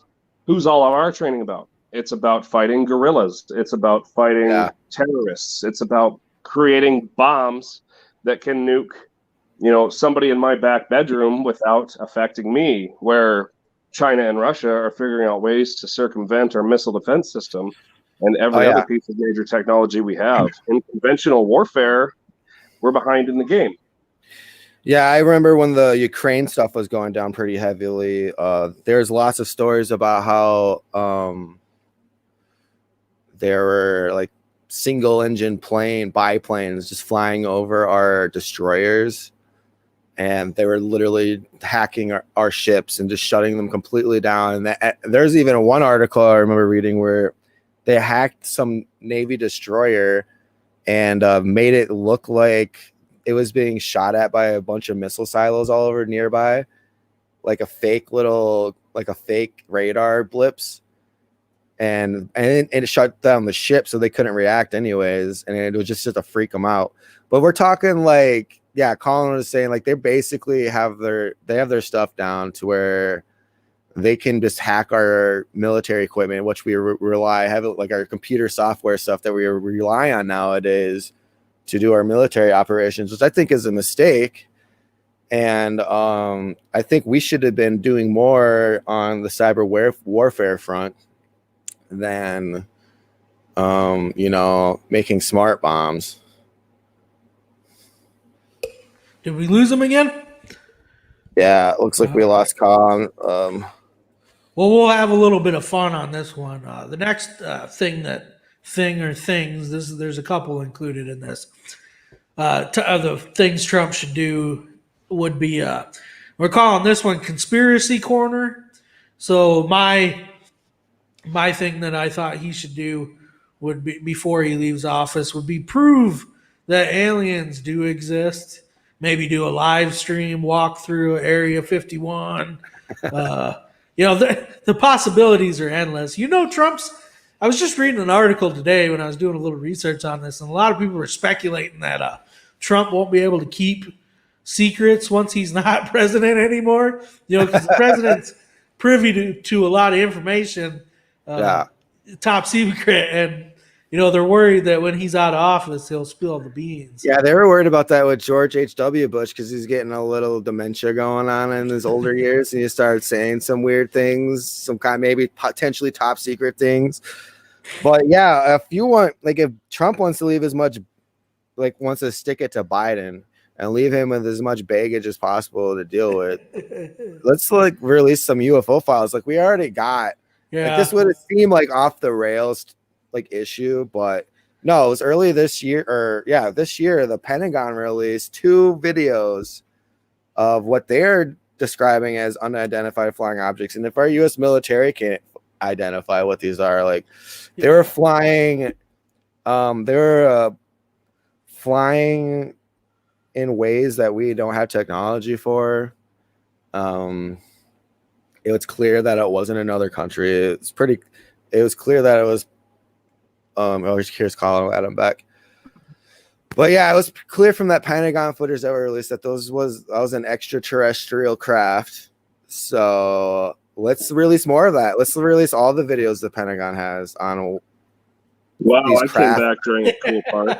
Yeah, you came back to what we're calling conspiracy corner. Yeah. And so this is things that we would like to see Trump do that might be a little off the wall. But so like my thing was that Trump could prove the existence of alien life forms because if he has that information, that why not just, let's go ahead and shake things up and tell the world. I mean, I have 2 words that proves the existence of alien life forms today, right now. Mm-hmm. Do you guys know what they are? The Pentagon videos?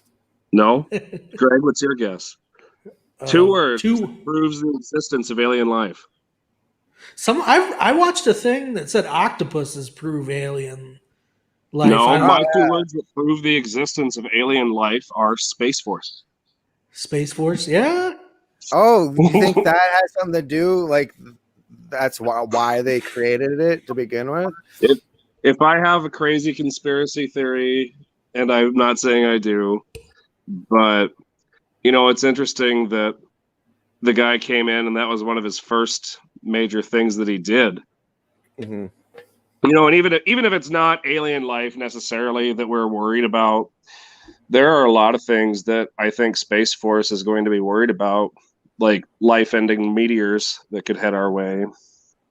Oh, and there's clearly a danger in space that is more than what China and Russia have. Yeah, I agree, and I think it was like a crazy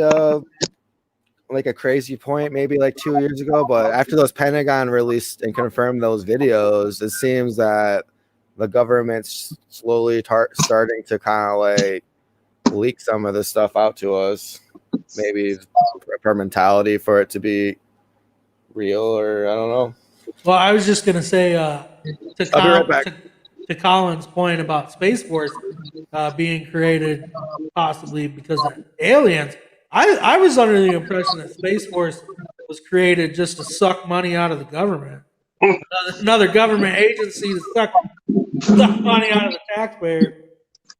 I'm anti-government as much as anybody, and I'll say full-heartedly, I think Space Force is one of the best things Donald Trump ever did. Honestly, with no sarcasm do I say that. See, I don't think so. I think NASA is fine, but like Space Force, it's like, well, what are you trying to say? A military force in space? I think it's totally reasonable when the biggest unknown that we have is that'd be like telling cultures 150 years ago that a navy was unnecessary. The next frontier is space. So I think that United States, to exist as a country and a world player, has to be able to have the capacity to make war in the final frontier. I suppose, but I'd rather see cooperation on the world scale, just like how you have the International Space Station. I don't want to see war in space. I mean, war if you're talking about uniting against the aliens. but like, yeah, I don't want to see the Chinese and the Russians and the Americans engaging in space battles. Yeah, I was reading that low orbit in the Earth is like so full of junk that it's almost going to be impossible to launch things into space soon if we keep leaving junk up there. Well, there's a new strategy to that.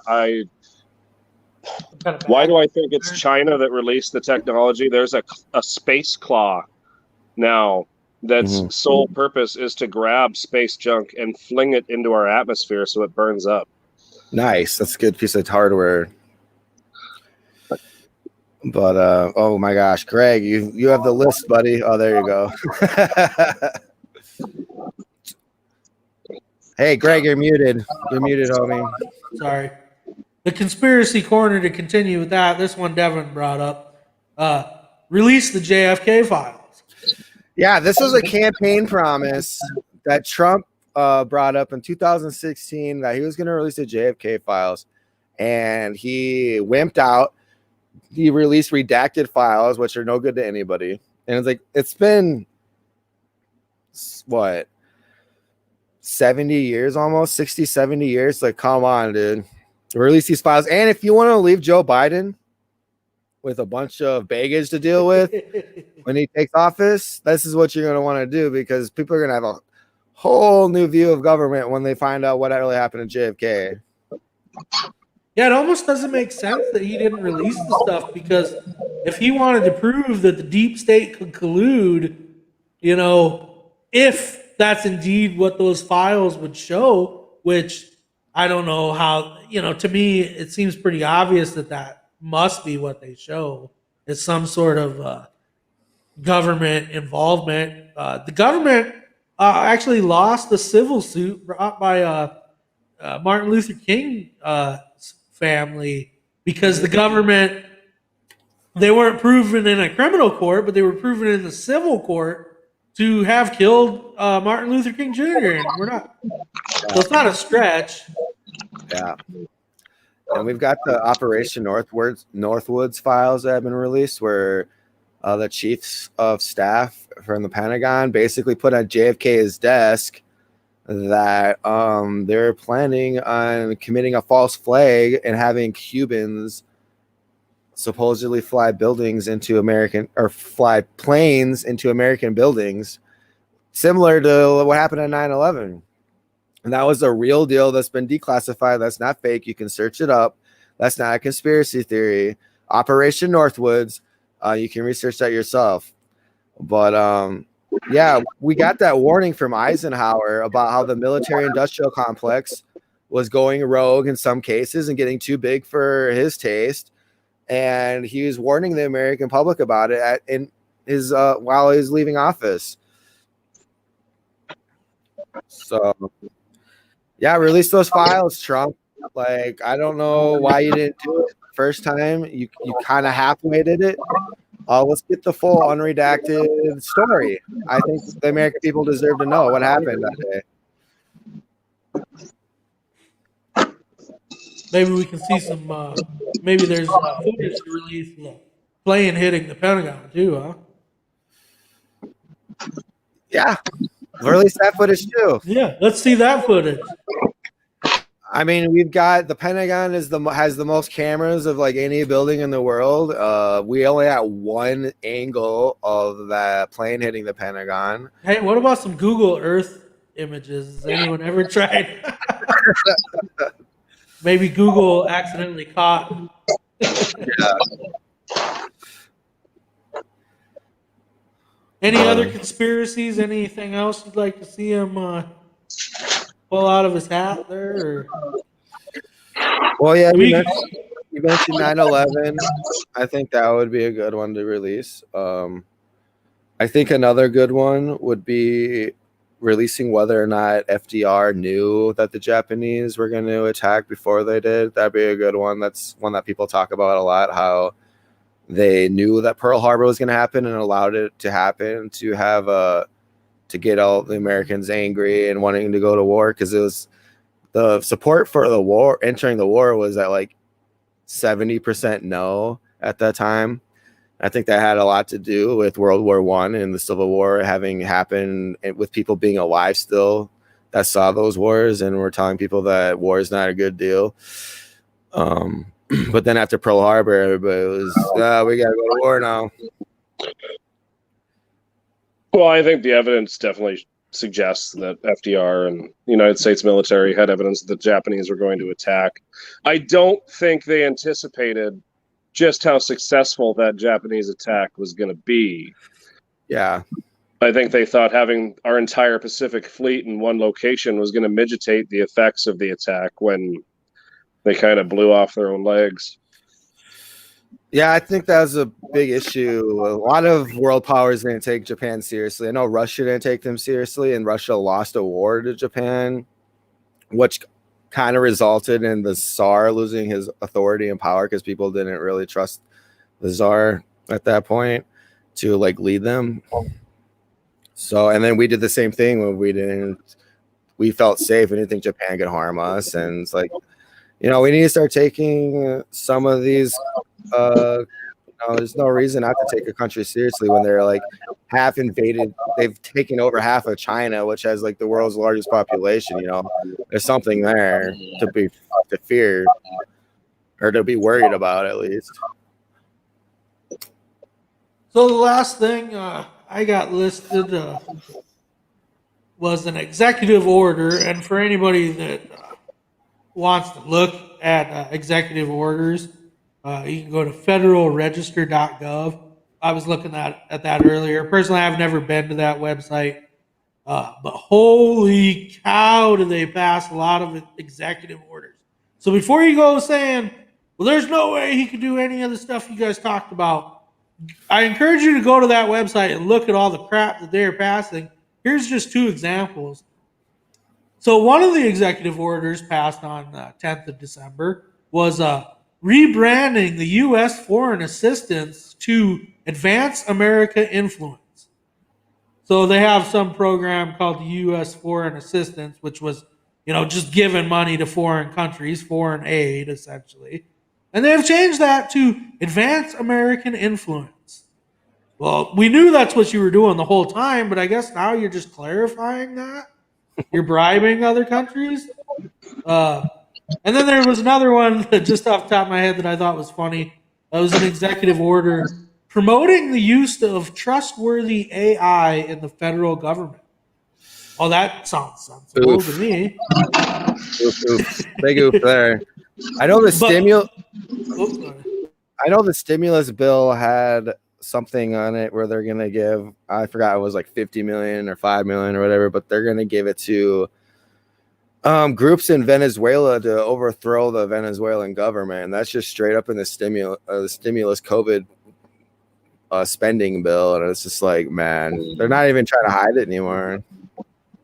And we talk all about, we got all this interference in our elections, but here we are giving millions of dollars away to other foreign countries to influence their elections. So my executive order, real quick, that I thought that he should do was all POTUS candidates, all presidents for candidate, or all candidates for president on the ballot in all 50 states are included in the national presidential debate. Now, does the president technically have the authority to do that? No, but at any point in time during this election, if Donald Trump wanted to debate Joe Jorgensen, he could have. If he actually wanted to promote a fair election, he could have done that. He could have invited her to debate, but regardless, we talked about it at the beginning of the show, but yeah, it's a crock that you can be a candidate for president on all 50 states ballots, and the media and everyone just gets to ignore you. Yeah, that's election fraud, in my opinion. I mean, the reality is, if he would have debated Joe Jorgensen, just the 2 of them, he might have won the election. Yeah, just ignore Joe Biden. If Joe Biden didn't want to come, or if you invited him and Biden's like, I don't want to, Well, that's what I mean. If he would have debated Joe Jorgensen, just the 2 of them, the not Trump vote might have gone to Joe Jorgensen instead of Joe Biden. Yeah, there you go. Yeah, there's an argument to be made that had Joe gotten even more votes, it would have been a good thing, Yeah, we definitely need third parties on the debate stage. I think it's criminal that it's not. I think the debate commission is corrupt as hell. I remember Bob Dole made a tweet about how the debate commission is bipartisan. And then Gary Johnson commented. I was like, oh, really? Because according to my attorneys, you guys are arguing that it wasn't a bipartisan commission because that would exclude third-party candidates. So what is it? Well, the key word is bipartisan, not tripartisan. Mm-hmm. Yeah, and I just learned this. apparently to be called bipartisan, you only need like one or two, legislators from the other party to call it, because that cannabis bill, it was like 99% of the votes were or from the Democrats, and like there were like 6 Republicans, if even that voted. And Yeah. so they called it a bipartisan bill, but it's laughable. It's like, I mean, it wasn't really passed. Bipartisan to me would be like, half of the Republicans and half of the Democrats, Yeah. Well, that was the top 10 list that we had. One question I would ask everybody is, if you, instead of 10 things that Trump should do, what is something that Trump should not do in the next 30 days before he leaves? I don't think he should waste his time pretending that he won the election. I think he should just focus on establishing his legacy in the last 3 weeks. And I think he could do that I think he could solidify his legacy a little in a more positive light if he were to pardon Assange, Snowden, and Albrecht. That would send a pretty clear message that, he's not as big as an asshole as he comes off to be. What about you, Collin? What's one thing Trump should not do in the next 30 days? It happens less and less lately, but I agree with Devin wholeheartedly. And I think the one thing you should not do is keep being Donald Trump for the next few weeks. He needs... What's happened is that no matter who takes office in January, one side of the country is going to feel like they were cheated. Yeah. It doesn't matter if Joe Biden takes office. It doesn't matter if Donald Trump takes office. All this language about rigged elections and hoaxed elections and fraud, half the country is going to feel like the other half cheated. This is the pathway to becoming a banana republic and the pathway to becoming a third world country.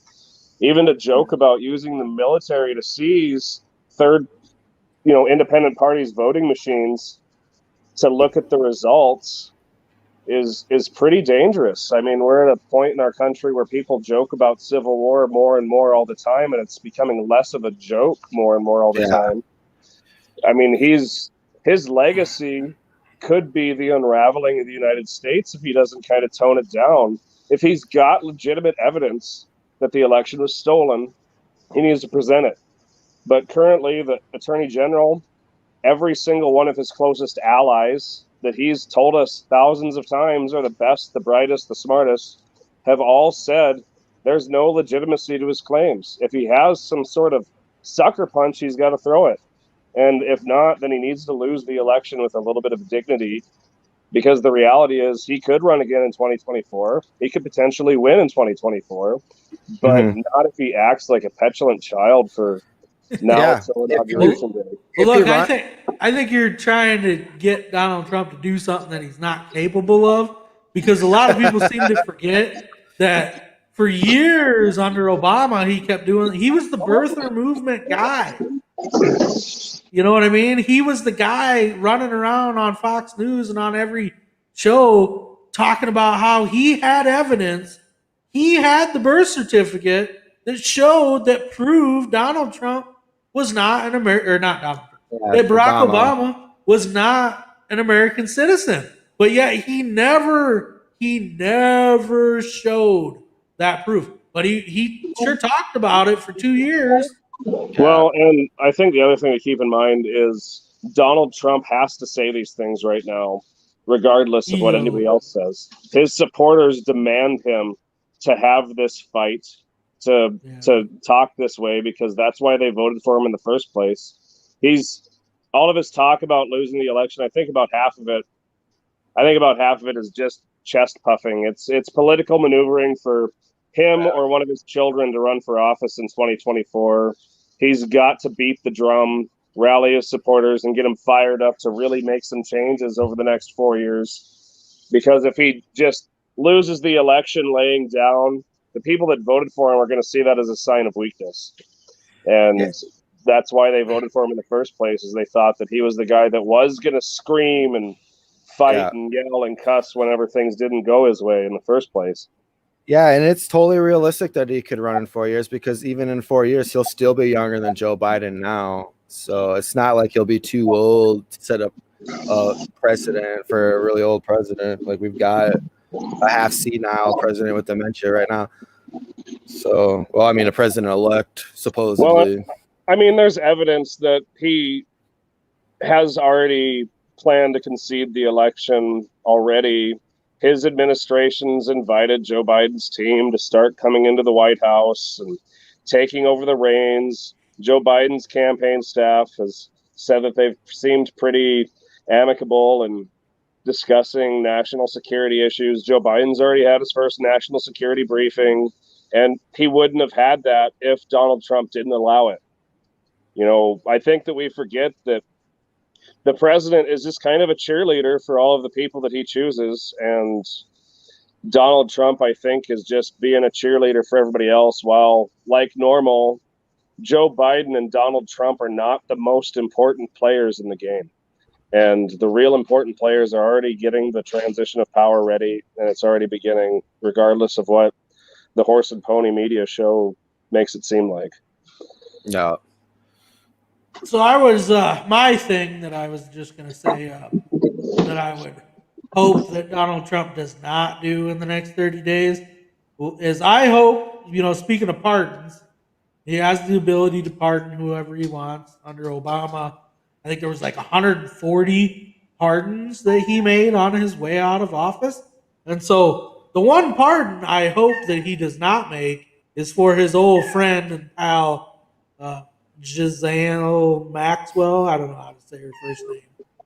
Yeah. But you know, he made statements a few months ago about how he wished her well, you know, as she's in jail being charged with sex trafficking. So it's within his power to do it, but man, I mean, what kind of a slap in the face would that be? Yeah, I think there'd be more riots. I don't think his supporters would even care. His supporters would just excuse it as, well, you know, she wasn't that bad, and you know, I don't know. It just. Yeah, she should definitely be put on her extra guard, because I don't want to hear any excuses if she doesn't live to see trial, like what happened with Epstein. I think that was a colossal failure. I think it woke a lot of people up to conspiracies actively happening in our country, criminal ones, and because there's no way. Like, the guards weren't sleeping, all the cameras malfunctioned and happened. Come on, that's bull crap. Not only that, but the guy that was the prosecutor on the original case in Florida, where he got the sweetheart deal and didn't do any time really, ended up working, I can't remember, as a federal prosecutor or somebody in the Trump administration. Yeah, I think that was Acosta, wasn't it? Am I getting the right name right? Yeah, I think you're right. I think he was a secretary of like transportation. I don't know, something like that. Like something but like he only resigned after, you know, the media and the public kind of picked up on the story. But it makes you wonder, geez, is that no coincidence at all that this guy rose to some high level in power of government? You know? Yeah, and I think his excuse was that Epstein was a spy and that his higher ups told him to hands off on Epstein. So it's like, what the hell is that even supposed to mean? Like, so any final thoughts on Epstein and Maxwell there, Collin? Yeah, and that's that. I don't think Ghislaine Maxwell does a day in jail, and that it's all swept under the rug, just like everything else always is. It's possible that she isn't even in jail right now. We just think she is. No, I absolutely agree. There's no updates on her at all. Yeah. It's all more of the same. People think that a new president really is going to change things, and usually it's just kind of run of the mill. No, I think we probably had the most change-making president that we would have outside of a third-party candidate the last 4 years, and really nothing's that different than it was 4 years ago. no, not really. Yeah, I don't see a big change happening with the Biden administration either. It's like everybody's like, "Ooh, Biden's appointing everything that George Bush would have appointed." He's basically a Republican. So Joe Biden is George Bush light at the end of the day. I mean, yeah. You look at the political compass map, George W. Bush and Joe Biden are only a couple coordinates off. Oh, yeah. So all this talk about how we have a communist government now with Joe Biden is like, no, we still have our fascist corporate government under Joe Biden. I don't see the gun rights are probably going to be eroded at the same rate as they were under Trump. So, no, I make this point all the time. If you want to protect gun rights, you elect a Democrat president, because then at least the conservatives in Congress fight against transgressions against them. There's a reason point. Barack Obama didn't pass any gun legislation, and that was because the Republicans stonewalled him. When a Republican president tries to take your rights away, all the Republicans get in line to say, yes, daddy, as fast as they can. That's a great point. Bring back the duel. So, before we go, one more important question. Should Donald Trump pardon Joe Exotic? Yes. I'm gonna say give him clemency, because I don't know. I've been watching a lot of Joshua Dial's live streams, and he says that there's a lot of stuff that Joe Exotic did regarding like animal abuse that wasn't shown on the Netflix documentary. So I don't know. I'm kind of I feel like, I don't know, how long has he been in jail? A couple of years. What was he charged with? Was it what are his charges? I guess I forget. Counts of animal abuse. Yeah. Oh, okay. I think he's charged for like shooting tigers or something. What? I mean, but like my girlfriend's brought up, there's no reason for him to be in jail if Carol Baskin and that guy that ended up taking over his business aren't in jail. You could see absolutely that he got kind of trapped and set up into that whole murder deal in the first place. And I don't see how they can't bring Baskin to trial with how much evidence as they have against her now. Like that forged will. That's enough evidence right there that she forged the will. No, she's too busy competing on Dancing with the Stars. I think she got eliminated. But here's what he was charged with: 17 federal charges of animal abuse, 8 charges of violating the Lacey Act of endangered species, and 2 counts of attempted murder for hire for a plot to kill Big Cat Rescue CEO Carol Baskin. And he's serving 22 years.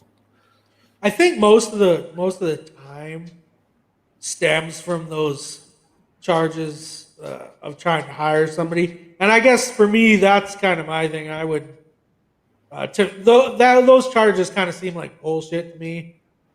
So whatever time he would need to do for it seems like the guy charges that's probably legit, but like the guy he supposedly hired, he has got a huge criminal background. So basically what I think happened is the government threatened to send him back to prison for like life, essentially. And like the only way you're going to get out of this is if you testify against Joe Exotic.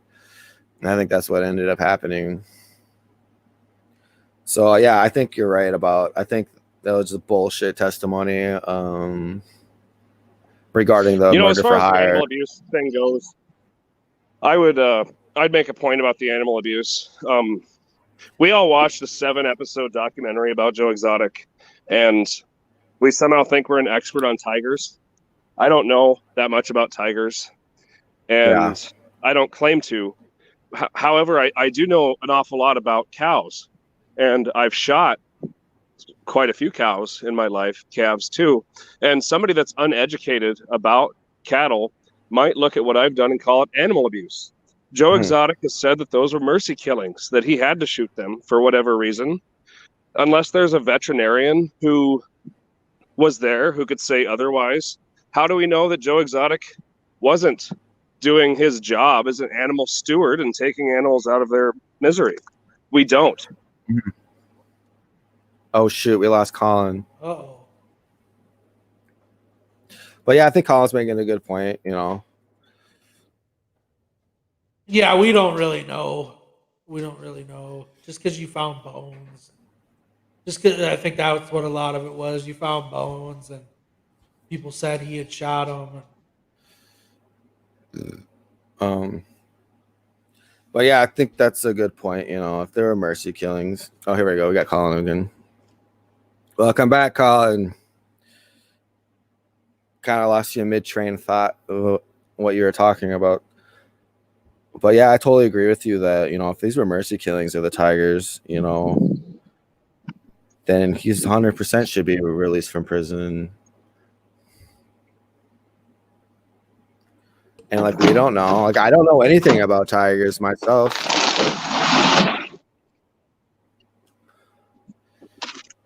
But you still there, Collin? Can you hear me? I'm back. Yeah, we can hear you. God dang it. The government doesn't want me to talk about Joe Exotic, so they took me off. Yeah. But yeah, you made some good points regarding the mercy killings. You know, I don't know anything about tigers myself, and you know. Well, and I'll be the first one to say that I don't know that they weren't examples of animal abuse. But like everything else, it's not his job to prove that it wasn't animal abuse. It's somebody else's job to prove that it was. I think it all just boiled down to witnesses' testimony. Yeah. Yeah, and you know, the government does a lot of witness tampering and they get away with it. So, you know, it's kind of hard to trust the government's witnesses. I think Joshua Dial might have been a witness too. But even Dial says that he was sentenced too harshly. He just says that he says Joe Exotic should have only served a few years and then he should be given clemency.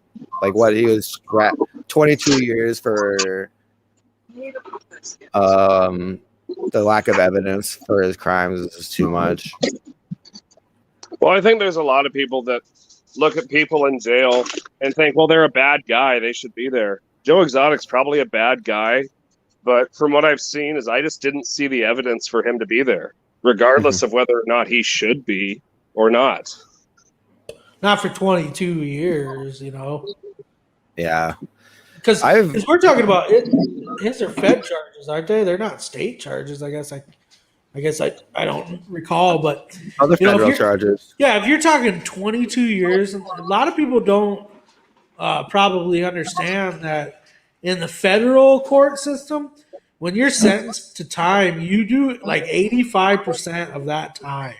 So that means that in order for him to even qualify for parole, he probably has to do like 18, 19 years of that 22-year sentence.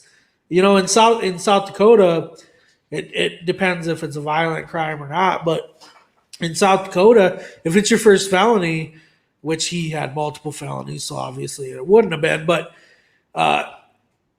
it starts at 25%. If you're charged and you're sentenced to 10 years in prison, you actually only do 25% of that time in prison, and the rest of the time is on parole. And then it goes up per felony.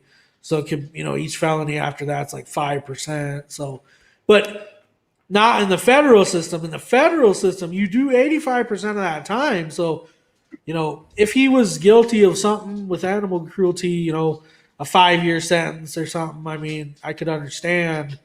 22 years though is a bit harsh. Well, I mean, unrealistic point that I would make that I know is unrealistic. Joe Exotic got us through the most dangerous part of the pandemic when we still believed it all. So maybe let's cut him some slack.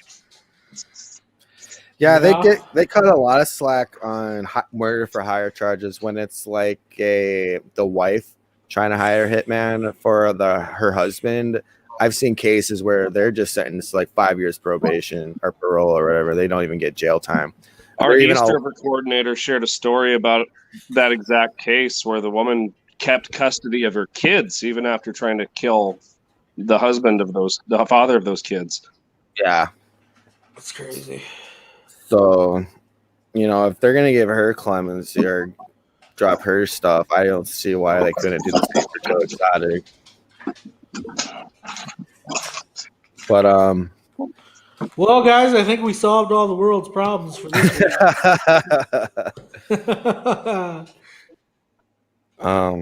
Yeah. I think the only one more thing I would say I think Trump should do is, I think if he really wants to make America great, he should donate his fortune to the Libertarian Party, because we actually will do some of the things that he promised. Not all the things. Obviously, some of the things were tyrannical that he wanted to do, but things such as actually reducing their debt, things such as expanding gun rights, like those are things that we would do, that we would absolutely do, not like some campaign promise and then fall back on it. And we probably would release the JFK files or whatever kind of government corruption that's happened in our past. So because people need to know about these things, because they need to know what their government has done in the past to make sound decisions moving into the future.